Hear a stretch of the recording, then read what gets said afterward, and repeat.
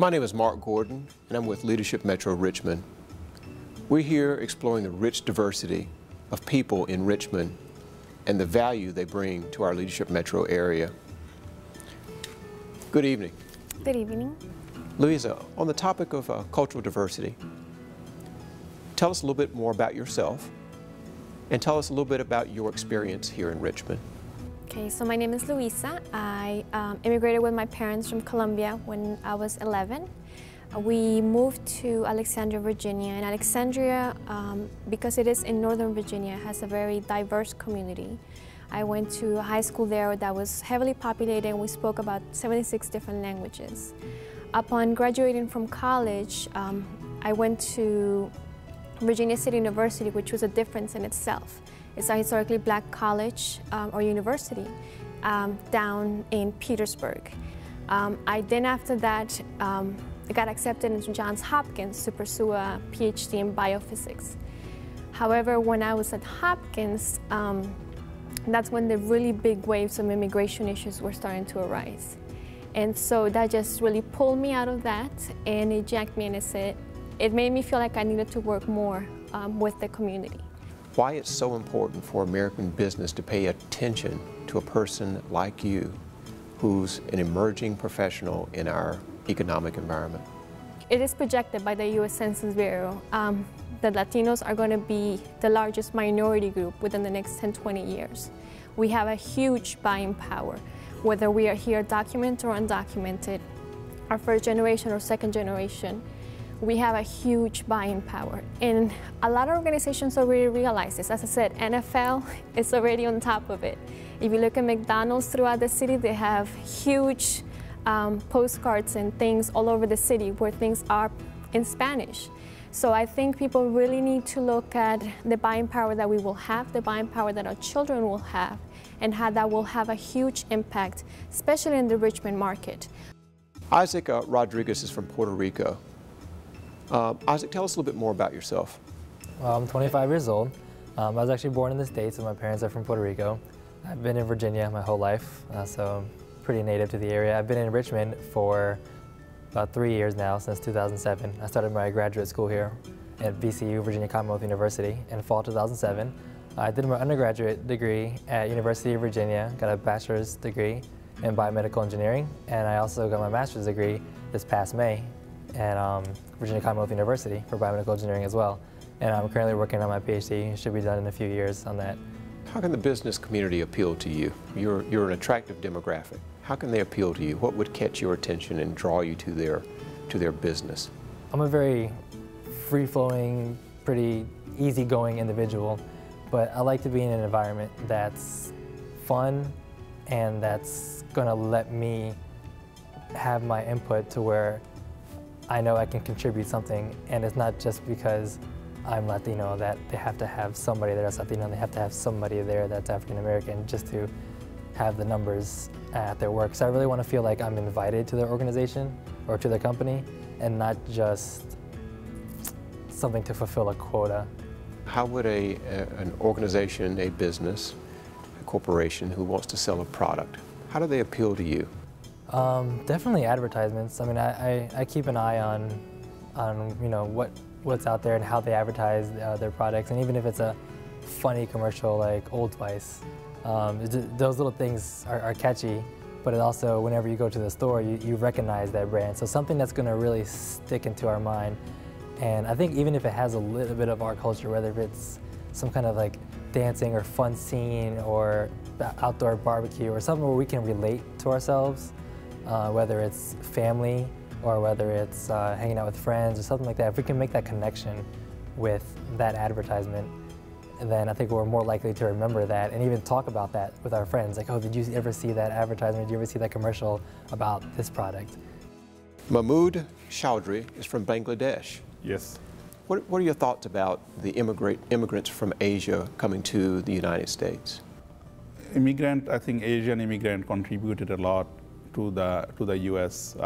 Science, medical science, and physics science, and a lot of other branches of science.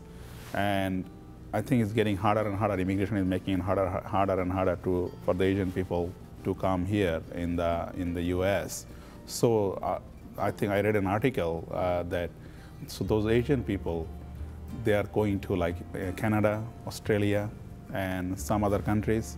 So now I think that these Asian people going there, they're going to enrich those countries rather than coming here contributing to this country.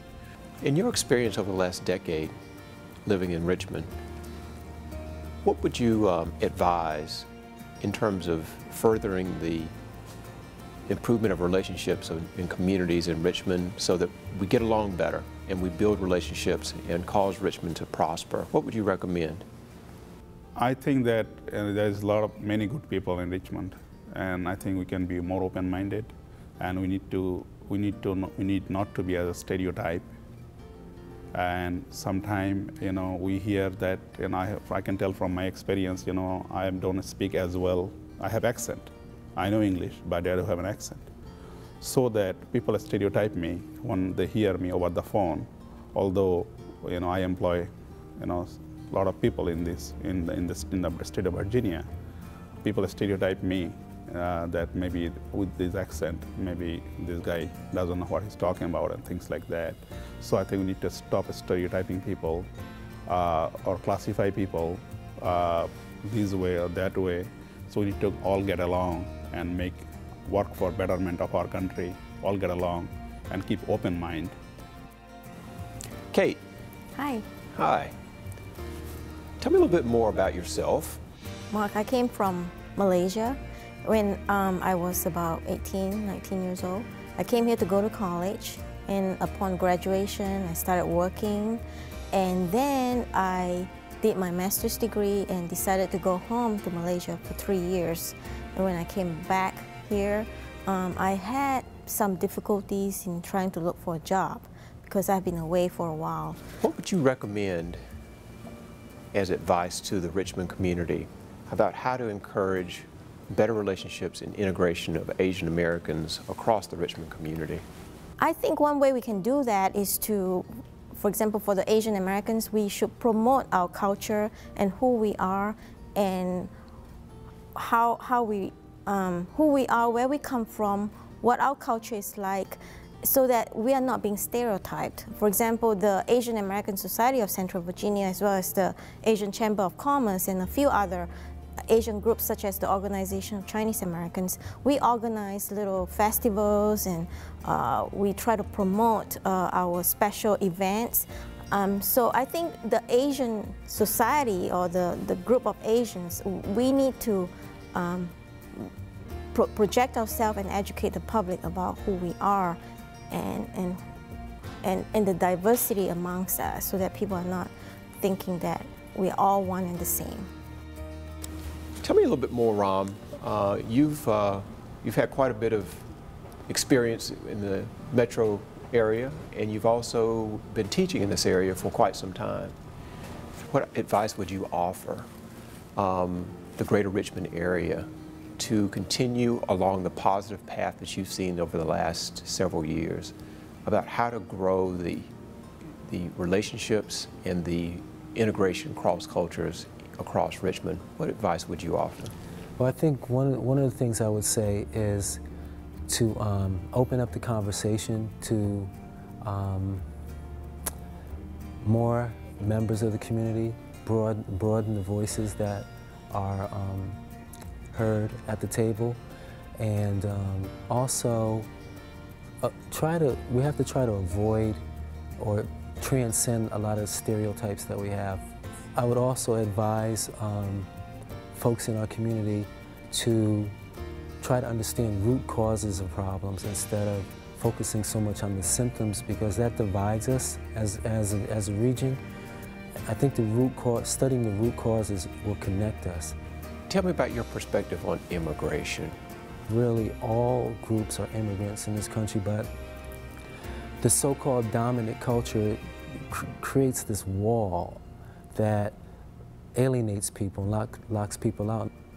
And I just think it's a really complicated issue, and that it's going to take some people who are really open-minded, they have an open heart, and they really want to listen, and they really want to create a society that